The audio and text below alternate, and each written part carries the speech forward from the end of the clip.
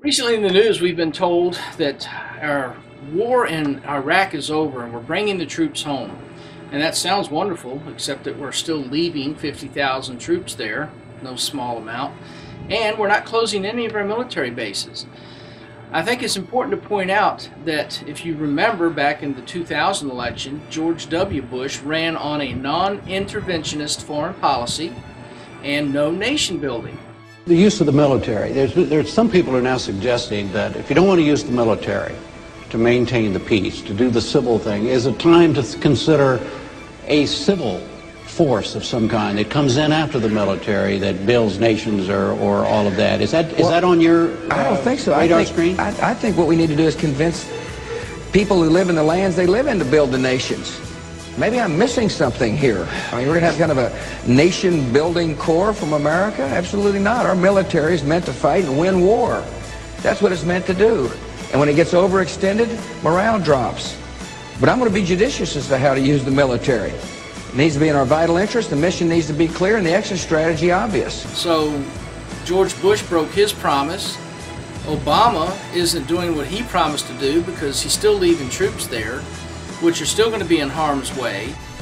I will promise you this, that if we have not gotten our troops out by the time I am president, it is the first thing I will do. I will get our troops home. We will bring an end to this war.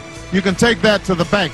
As the last combat troops have left, 50,000 American troops remain in a training and assistance role. It is no longer going to be Operation Iraqi Freedom. It was going to be Operation New Dawn. It's about a transition to a change of mission. Going from combat operations to stability operations, going to where we're actually going to do 3 different missions as part of this overall operation under Operation New Dawn. We'll still continue to partner to support counterterrorism operations for the Iraqi security forces. We will continue to support the provincial reconstruction teams that work for the State Department with their job to build civil capacity and develop civil institutions, and still support the United Nations and non-governmental officials. And then finally, our third part of our mission will continue to build capability and capacity of the Iraqi security forces. We'll continue to train, coordinate, advise, and assist them in accordance with the security agreement. I don't see how this is helping us at all, and this gets back to my policy of non-interventionist foreign policy. We shouldn't be involved in nation building. We spend too much money on it.